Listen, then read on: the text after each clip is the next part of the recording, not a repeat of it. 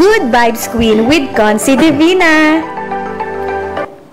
Eto na. Ang Reyna ng Good Vibes with Consi Divina. Ako yung Reyna, ikaw yes, ang? ako ang konsehal ng Caloocan, Okay. 2nd District. Yes, partner. Sa segment na ito, kukumustahin ko ang iyong naging week bilang isang public servant. Oo. So, kamusta? Nagtrabaho ba ng todo si Councilor Divina? Oo naman, no? Siyempre, ng Monday, no? Nagsimulan natin ng Monday. Ako ay umattend ng flag ceremony, no? Kung saan ang host ay ang Police Caloocan, mga pulis ng Caloocan. No? Sa pangunan ni Colonel Ruben Lacuesta, ang aming Chief of Police. Kasi nag-donate si Mayor Along Malapitan ng mga kagamitan sa ating kapulisan. No? Ito yung mga, nagbahagi siya ng mga vest, no? At iba pa mga gamit para sa yan, sa picture niya. No? Napakagandang vest na yan. At mga iba pang gamit para sa na magagamit ng ating kapulisan. Sa kanilang pagpapatrol. Sa kanilang pagpapatrol. Oo, nakikita ko yung may megaphone pa sila dyan. Tapos ano yung best jacket na kailangan niya. Yes, at alam ko may mga camera pang kasama yan. No? I see. Yan, namigay sila doon. Yung ganyan kabuti ang aming mayor, Along Malapitan. Siyempre kasama ang aming vice mayor, Carinate. No? At iba pang mga konsehal. No? Kaya makikita mo dyan sa pictures niya. No? I see, okay. So, I'm sure tuwan-tuwa ang mga pulis. Siyempre, very supportive ang pamalusod ng Caloocan, no? Na sa ating kapulisan dahil siyempre sila yung nagbibigay ng peace and order. No? Correct. At minsan nga, di ba, nabanggit ko siya, ang Caloocan ay kinilala ng National Police Commission bilang the most trusted police station sa buong Metro Manila. Wow, okay. Sige, ano pa ang nangyari, partner? Partner, ako'y natutuwa.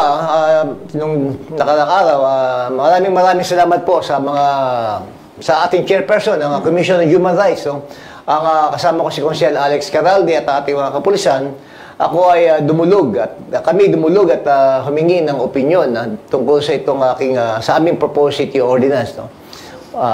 At natutuwa naman ako base sa pag-aaral ng Commission on Human Rights.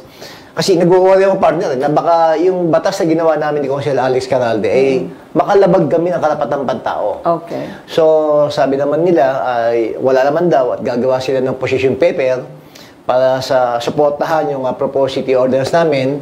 At maraming salamat, Attorney Richard Palpalatok, ang chairperson ng Commission on Human Rights, at Attorney Gemma, ang director. Maraming salamat sa inyong mainit na pagtanggap.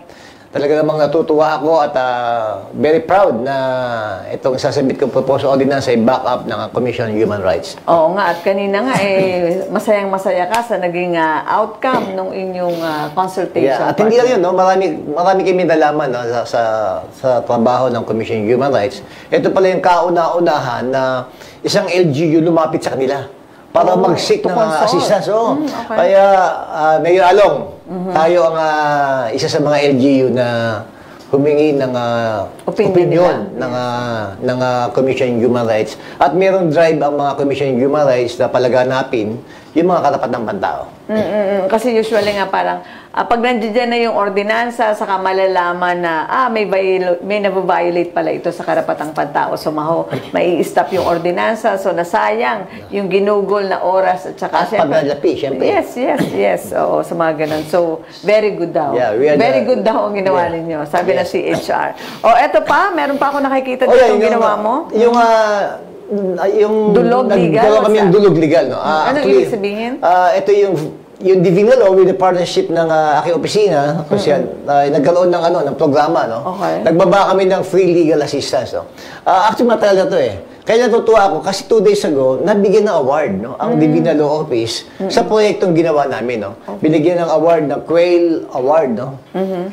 Excellence Award. No? Isang corporate social service.